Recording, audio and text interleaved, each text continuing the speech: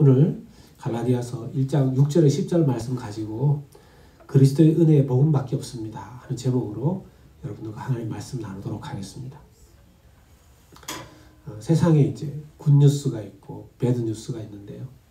요즘은 배드뉴스가 훨씬 더 많은 것 같습니다. 어제 아마 우리 조국에서 들려온 소식을 들으신 분들은 아시겠지만 할로윈 파티를 하느라 이태원 그 지역에서 150명이 넘는 젊은이가 또 죽고 또 많은 수의 사람들이 다치는 그런 안타까운 일이 있었습니다. 정말 그런 안타까운 소식들을 들을 때 우리의 심령에 참 이것을 어떻게 우리가 받아들여야 되고 그들을 위해서 어떻게 기도해야 되는가 그런 안타까운 마음이 듭니다. 조국 대한민국뿐만 아니라 전 세계 어디서도 지금은 힘든 소식, 어려운 소식 이런 소식들 더 많이 듣게 되죠. 성경을 보면 하나님께서 우리에게 다른 많은 그런 소식들, 뉴스들 가운데에서 그래도 굿뉴스, 우리가 영원히 기쁨으로 받아들일 수 있는 복음, 굿뉴스, 복된 소식, 기쁨의 소식을 우리에게 주셨다 하고 말씀하십니다. 오늘은 하나님의 이 세상 속에서 이렇게 배드뉴스, 힘든 소식들 있지만 정말 하나님 주신 유일한 굿뉴스, 복음을 우리가 나누기를 원합니다. 하나님의 복음은요, 사도들에 의해서 전해졌습니다. 여러분, 사도들은 보냄받은 사람이라는 뜻인데요. 사도의 조건이 있습니다.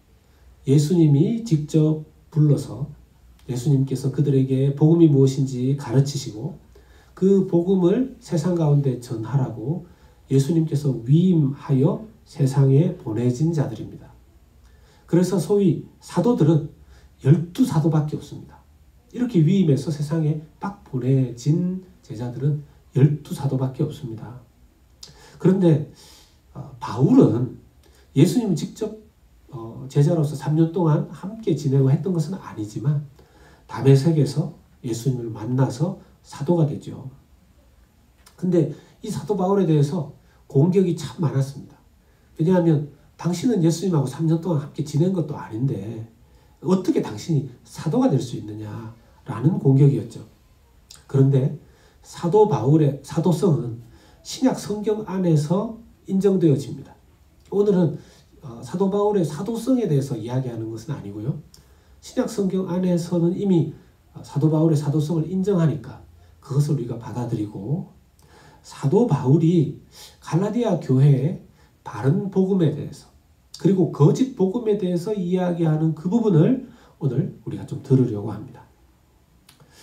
사도 바울은요, 다른 12사도들 가운데서 특별히 이방인 지역에, 유대인들이 아닌 이방인 지역에 복음을 전하려고 앞장섰던 사도였습니다.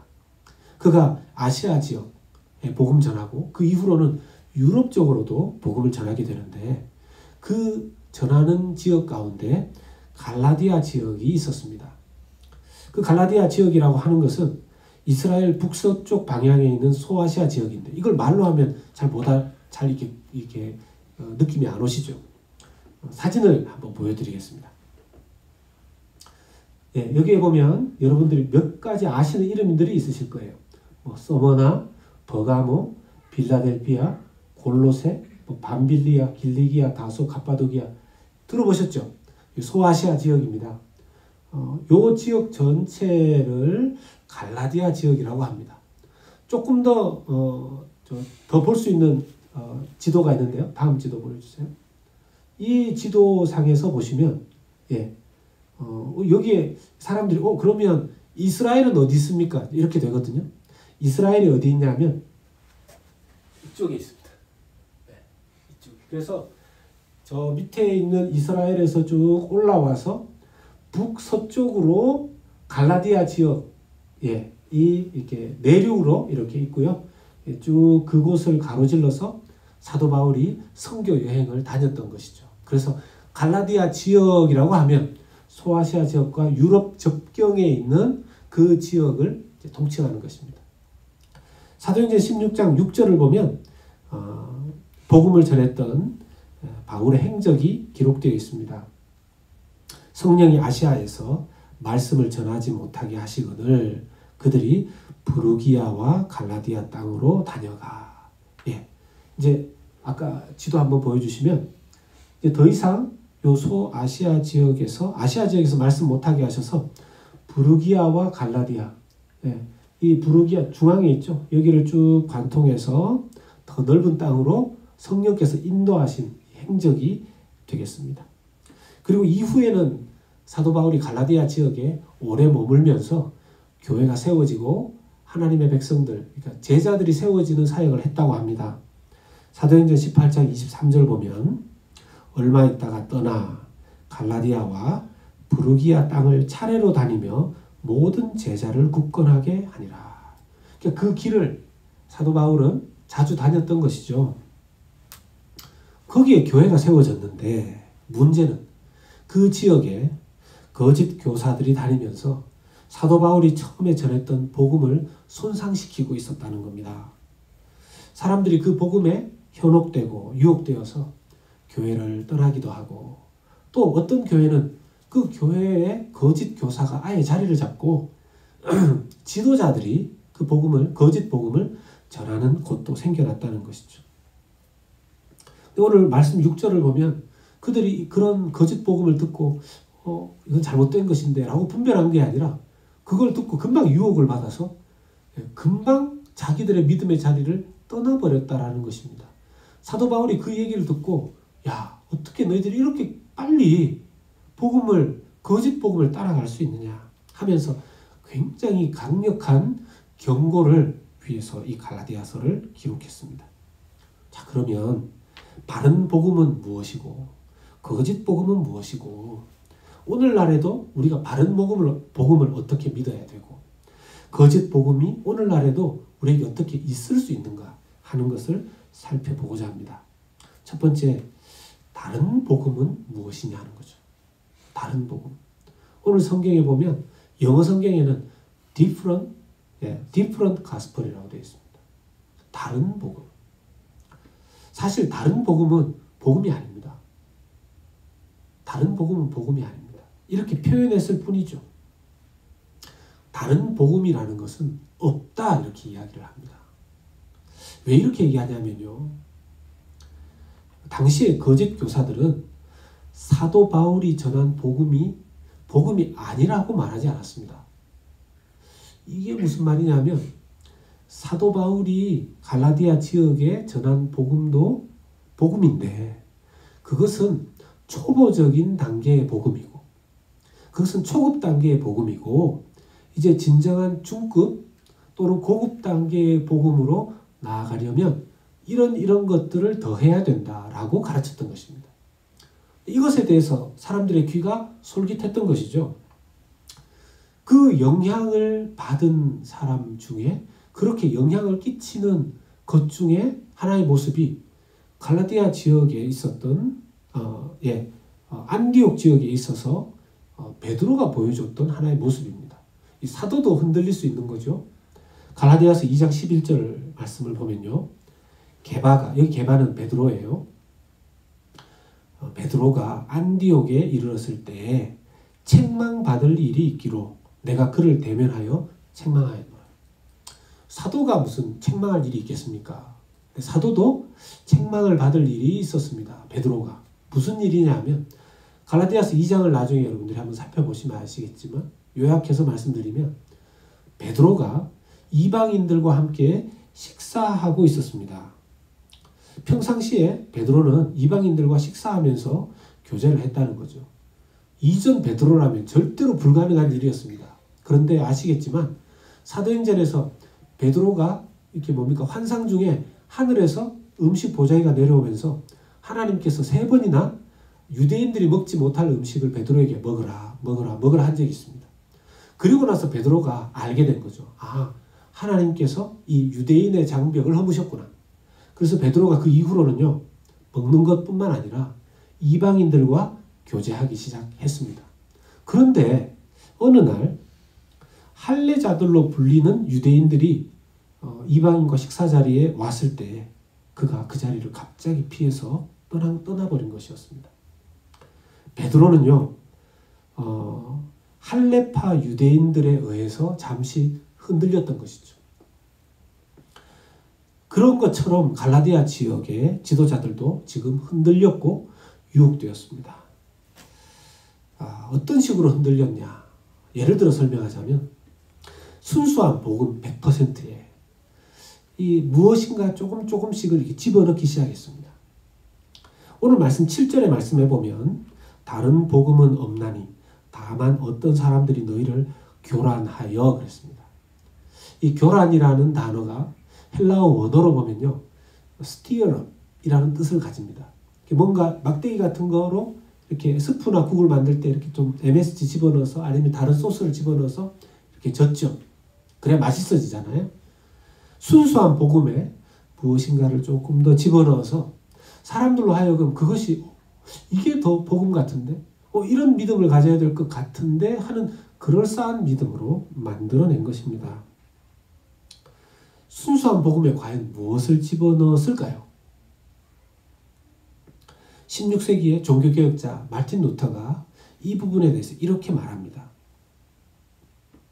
마틴 루터가 갈라디아서를 설교하고 해석하면서 믿음의 근거를 그리스도께서 이루신 일에 두지 않는 사람은 자신의 행위에 둘 수밖에 없다. 믿음의 근거를 그리스도께서 이루신 일에 두지 않는 사람은 자신의 행위에 둘 수밖에 없다. 이것이 양립할 수 없습니다. 우리의 믿음의 근거는 그리스도께서 하신 일과 또 우리의 행위의 절반 아니면 8대1, 9대1, 8대1은 안 되는군요. 8대2, 9대1, 5대5 이게 안 되는 것이죠. 우리의 믿음의 근거는 그리스도께서 하신 일이 100%입니다. 거기에 0.0001%의 인간의 행위도 들어갈 수가 없는 것이죠. 그런데 생각보다 순수한 복음에 다른 것들이 섞이는 것이 쉬웠고 이것이 상당한 영향력을 그때 당시에 끼쳤던 것이죠. 사도 바울이 지금 단 5구절 가운데 다른 복음이라는 단어를 4번이나 반복해서 사용하고 있습니다. 과연 다른 복음을 믿는 교회는 어떤 교회일까요? 팀 켈러 목사님이 다른 복음을 믿는 교회의 3가지의 케이스를 들어서 이렇게 설명합니다. 다 동의하는 것은 제가 아니지만 참고할 수 있을 만한 구분이라고 생각돼서 나눕니다. 첫 번째 예시는 일부 교회의 암시적 또는 명시적 가르침에 따르면 구원은 그리스도께 순복하고 거기에 바른 신념과 행동을 더해야만 가능하다. 바른 신념, 그리스도께 순복하는 것, 그리고 거기에 바른 신념과 행동을 더하는 것.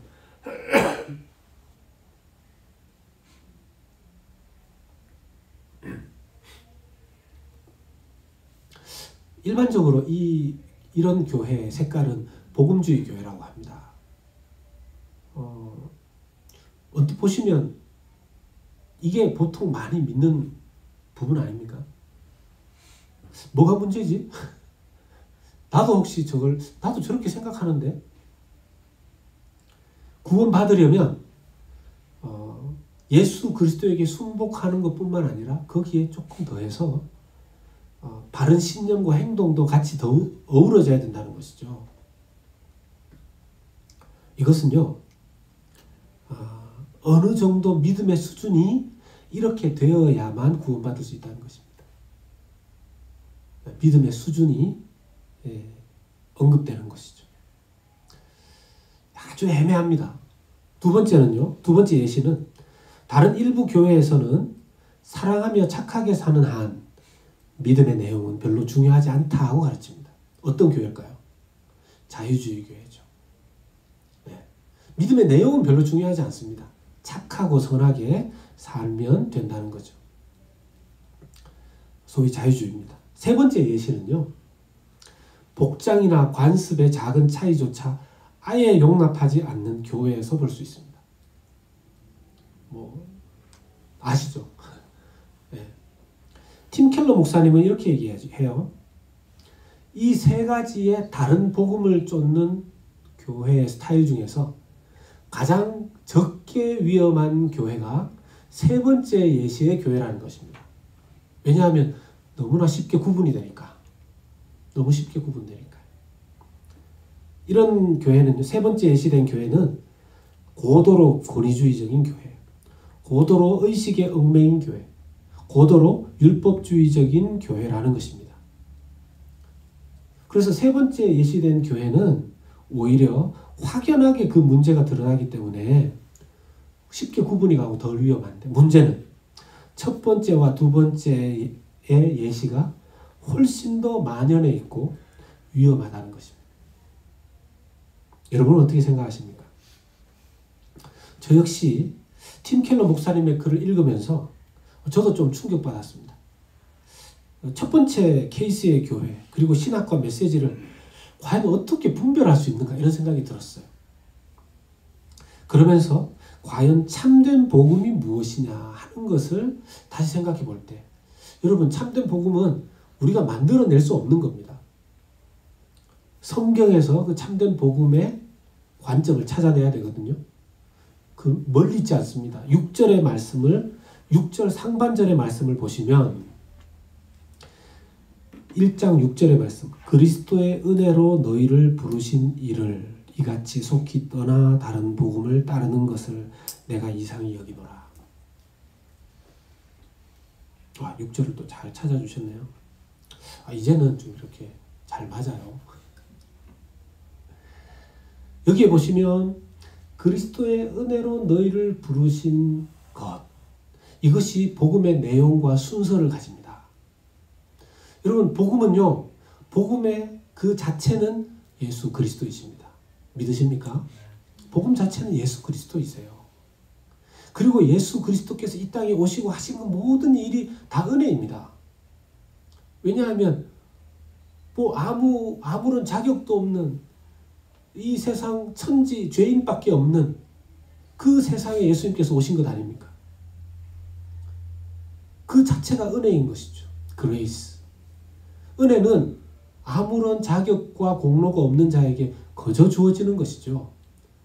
예수 그리스도께서, 하나님께서 사람의 몸을 입고 이 땅에 오셔서 우리를 위해서 대신 저주를 받아주신 것, 십자가에서, 그것 자체가 은혜인 것이죠. 복음 자체입니다. 그 그리스도의 은혜로 우리를 부르셨다는 것입니다.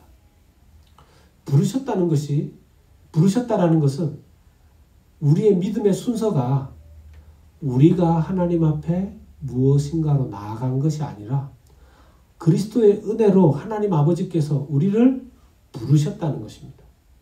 하나님이 여러분들과 저를 부르셨다는 것입니다. 이 순서를 잘 기억하시고 믿으시기를 주님의 이름으로 부탁드리고 축원합니다. 이 순서가 절대로 바뀌면 안 됩니다. 근데 거짓 교사들은 이 두 가지를 바꿉니다. 첫 번째는 그리스도의 은혜로만에 무엇인가를 집어넣으려고 합니다. 그리스도의 은혜가 중요한 건 사실인데 거기에 당신의 행위가 들어가야 합니다라고 이야기하는 거죠. 거기에 너희를 부르신 이가, 하나님이 우리를 부르셨기 때문에 우리가 믿음의 자리로 나올 수 있었던 겁니다. 그런데 거짓 교사들은 너희들이 하나님께 어떻게 나아가야 되느냐, 이걸 이야기하는 것이죠.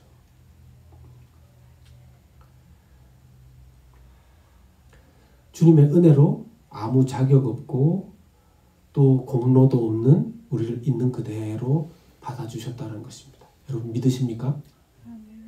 자, 그런데요, 타 종교는 이 순서가 반대라는 것입니다. 인간이 신에게 무엇인가를 바치거나 드린 후에야 신이 우리를 받아준다는 거죠. 그러니 거기에 순수한 복음에, 사실 여러분, 순수한 참된 복음은요, 우리로 하여금 거부감 들게 합니다. 우리의 논리로 이해가 안 됩니다. 어떻게 죄인을 아무런 그 죄인의 행위가 없이 그리스도의 은혜로, 오직 은혜로 우리를 부르실 수 있는가? 우리가 회개하기 전에 뭐도 청산하고 이래야지만 되는 것이 아닌가? 이게 우리의 뭔가 양심적인 생각인 것 같습니다. 그런데 그렇지 않다라는 것이죠. 유대인들은 그리스도의 은혜의 복음에 모세의 의식법 준수를 더하면 좀 더 완전한 복음이 된다라고 가르쳤습니다. 근데 이게 이제 변하게 되는 거죠. 이 교란, 그 변질이 오늘날에도 있다는 겁니다. 그러면서 사도 바울은 어느 정도로 강경하게 얘기하냐면 8절과 9절 말씀을 보면 다른 복음을 전하는 자, 받는 자는 저주를 받을 것이다 이렇게 얘기합니다. 지난주에 예수님께서 우리를 위해서 대신 저주를 받았다 말씀을 우리가 나누지 않았습니까? 예수님께서 우리를 위해서 받으신 저주, 그 모든 것을 예수님이 다 해결하셨는데 또 다른 복음으로 변질된 것을 믿으면서 그 저주를 다시 짊어지려고 하는 인간의 어리석은 모습을 봅니다. 다른 복음을 전하는 자는 저주를 받는답니다. 그런데 전하는 자뿐만 아니라 받는 자도 마찬가지가 된다는 것이죠. 그렇기 때문에 거짓 복음으로 하나님의 저주를 받지 않으려면 전하는 자도 받는 자도 모두 주의해야 되는 것이죠.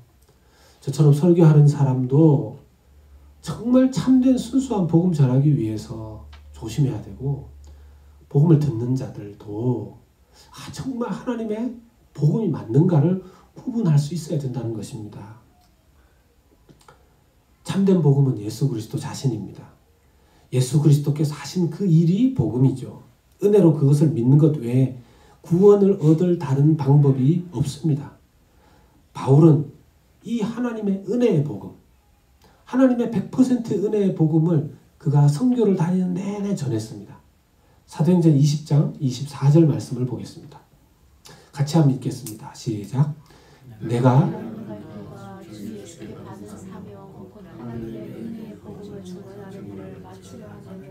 나의 생명조차 조금 더 귀한 것으로 여기지 아니하노라. 아멘.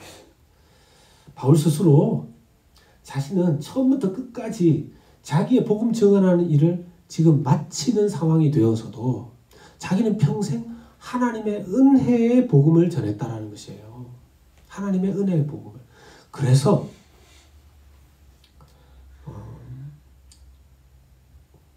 8절의 말씀에 그러나 우리나 혹은 하늘로부터 온 천사라도 우리가 너희에게 전한 복음 외에 다른 복음을 전하면 저주를 받을지어다. 자기가 처음 전했던 복음은 그리스도의 은혜의 복음밖에 없다라고 전했습니다. 그런데 시간이 지나서 자기가 신앙을 막 연구하고 묵상하고 이렇게 인생을 살다 보니까 오직 그리스도의 은혜의 복음만으로는 조금 부족하고 거기에 좀 다른 걸 좀 섞는 것이 좋을 것 같습니다. 라고 자기가 만약에 이야기한다면 그런 자기조차 저주를 받아야 된다는 겁니다. 무슨 말씀인지 이해가 되십니까?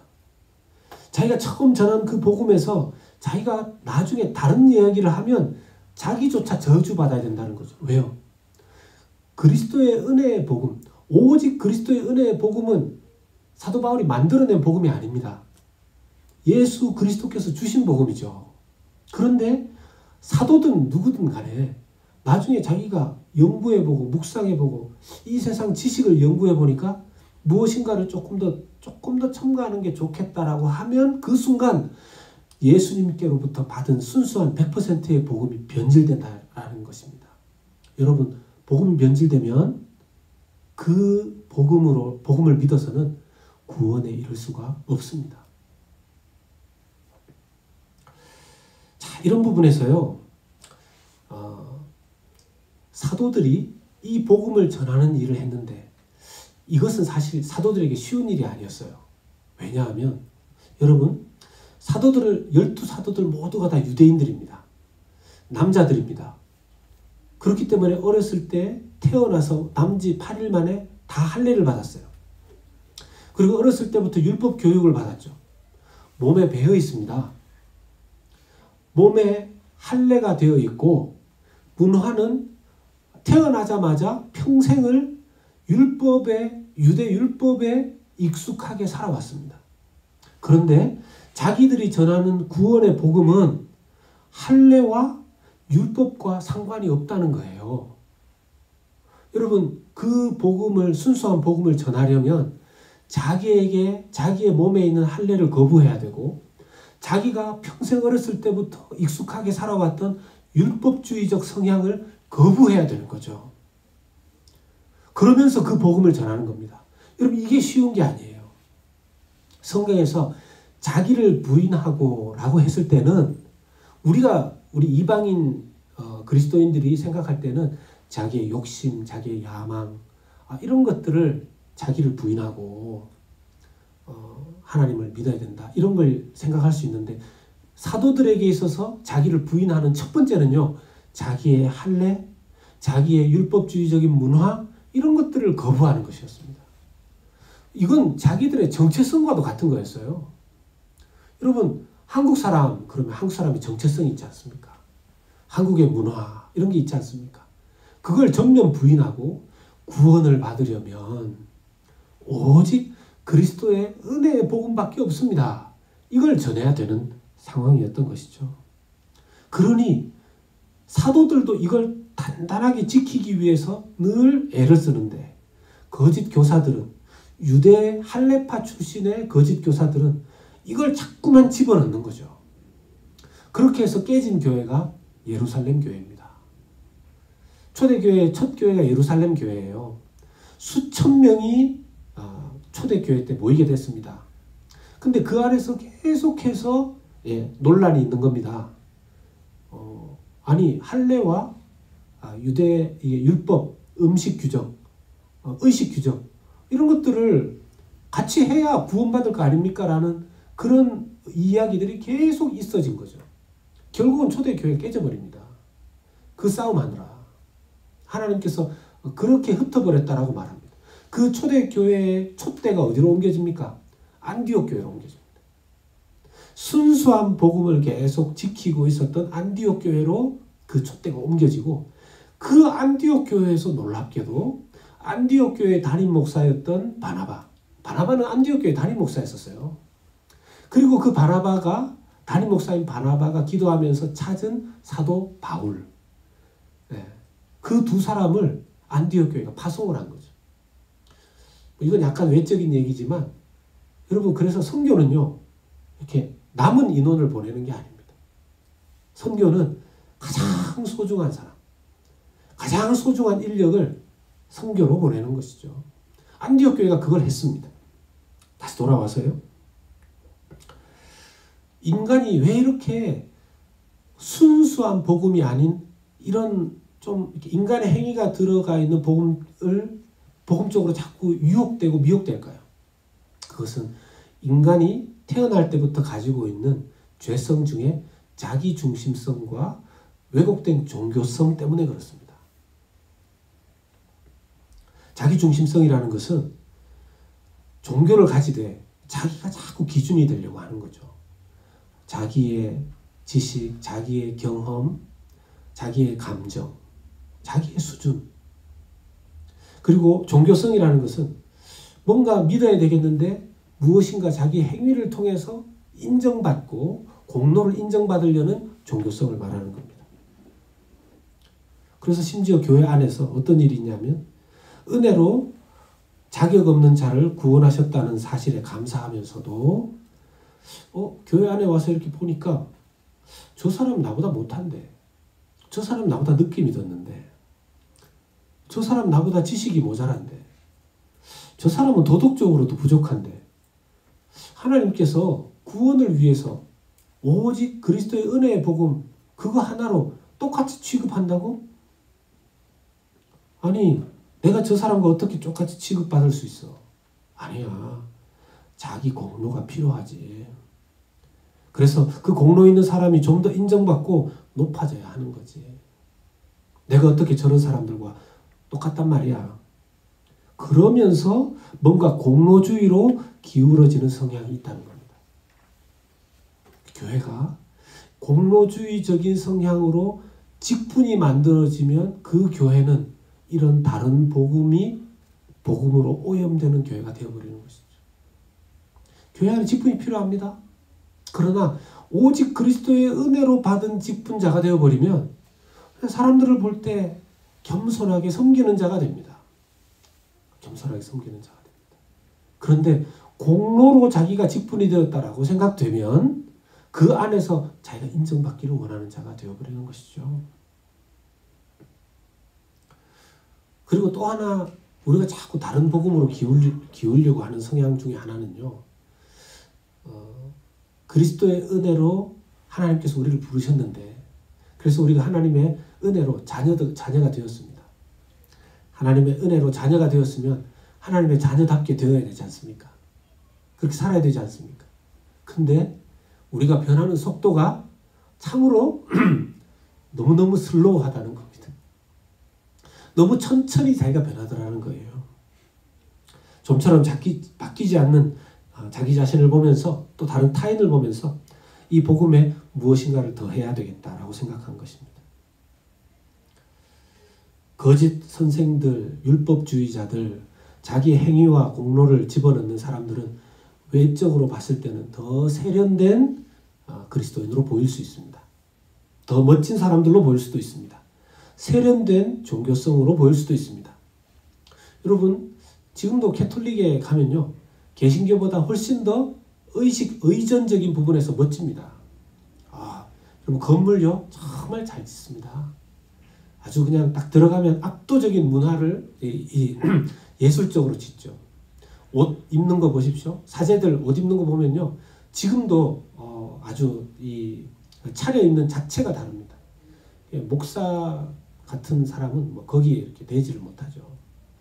의식들 하는 그 모든 의전들을 보십시오. 대단합니다. 훨씬 세련됐죠. 종교적인 의식으로 봤을 때. 그래서 사람들이 캐톨릭에 가서 그걸 보면서 만족을 얻기도 합니다. 어떤 사람은 불교의 사찰에 가서 거기에 108배를 하고 절을 하면서 이 정도는 해야 종교적으로 맞지 않느냐. 인간이 이런 노력을 해야지 신이 받아주는 것 아니냐라고 생각을 하는 것이죠. 그래서 개신교는 천박하게 보이고 때로는 꼴불견으로 보이고 저런 사람도 예수 믿어? 저런 사람도 교회 다녀? 저런 사람이?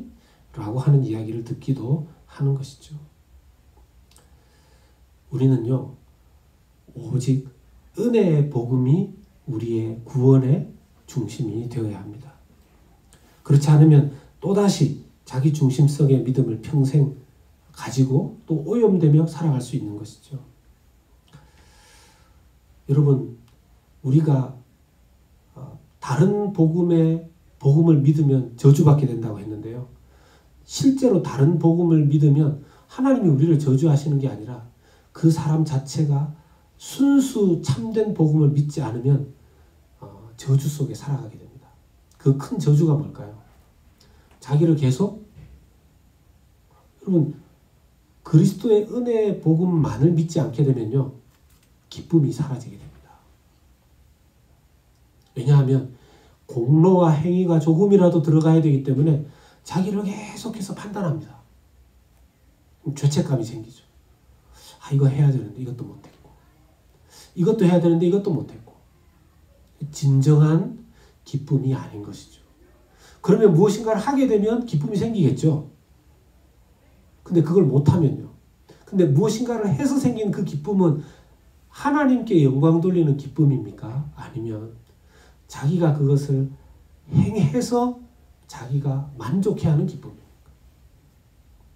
성경에서 말하는 하나님께 영광을 돌린다라는 것은요. 우리가 오직 그리스도의 은혜의 복음을 깨달은 자만이 하나님께 100%의 영광을 돌릴 수 있는 줄로 믿습니다.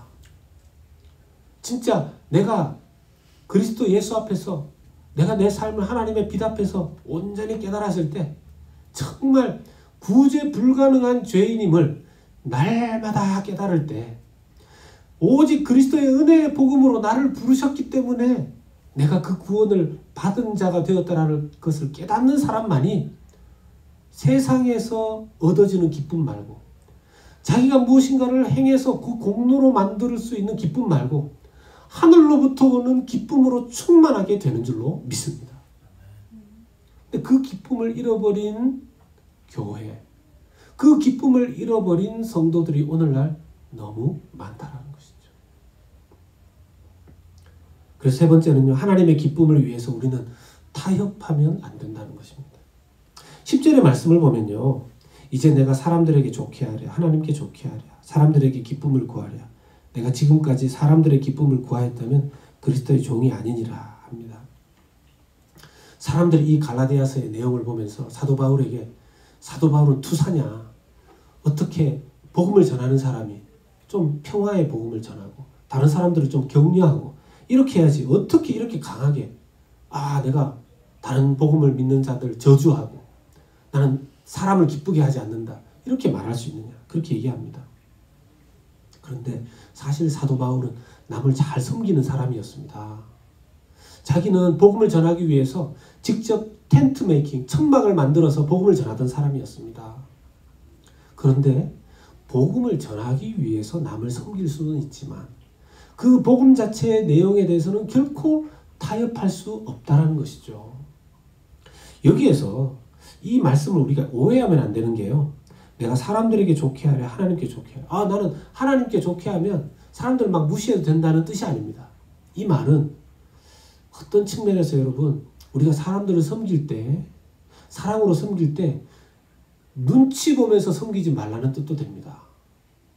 내가 저 사람을 섬기지 않으면 우리가 사회생활은 그렇게 되죠. 내가 저 사람에게 좀 잘 해주지 않으면 내가 이제 피해를, 사회생활 가운데 피해를 입게 되거나 왕따를 당하게 되거나 그럴 수 있겠죠.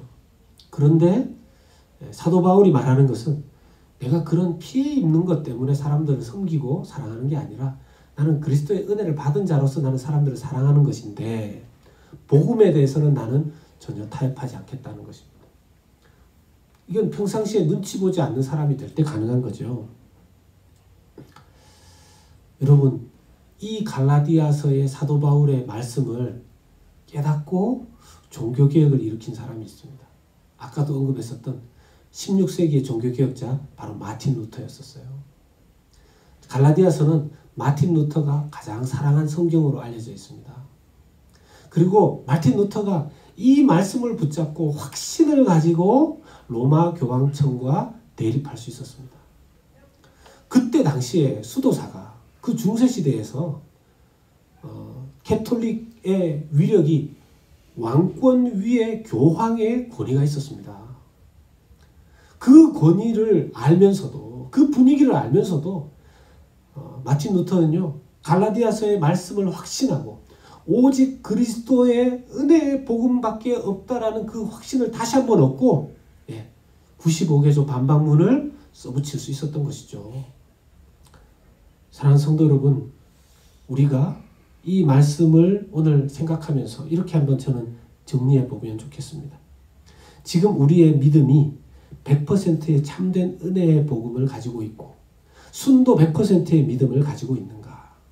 그렇다면 우리는 복음으로 저주가 아닌 하나님의 기쁨 상태에 있어야 되는데 은혜의 복음으로 자신을 부르셨다는 그 순서 안에서 내가 받은 그 구원으로 하나님께 영광을 돌리고 하나님의 평화와 평강을 누리고 하나님 주시는 기쁨을 누리고 있는가를 돌아보아야 되겠습니다. 혹시나 나에게 스며든 자기중심성과 종교성이 우리의 참된 믿음을 조금이라도 오염시킨 부분이 있다면 은혜의 복음 앞에, 성경적인 복음의 빛 앞에 점검해야 되겠습니다. 바울을 통해서 우리에게 오직 그리스도의 은혜의 복음으로 우리를 부르시고 그 믿음으로 살아가기를 강력하게 원하시는 그 주님의 의도를 깊이 여러분들의 심령 속에 새기게 되시기를 예수 그리스도 이름으로 부탁드리고 축원합니다.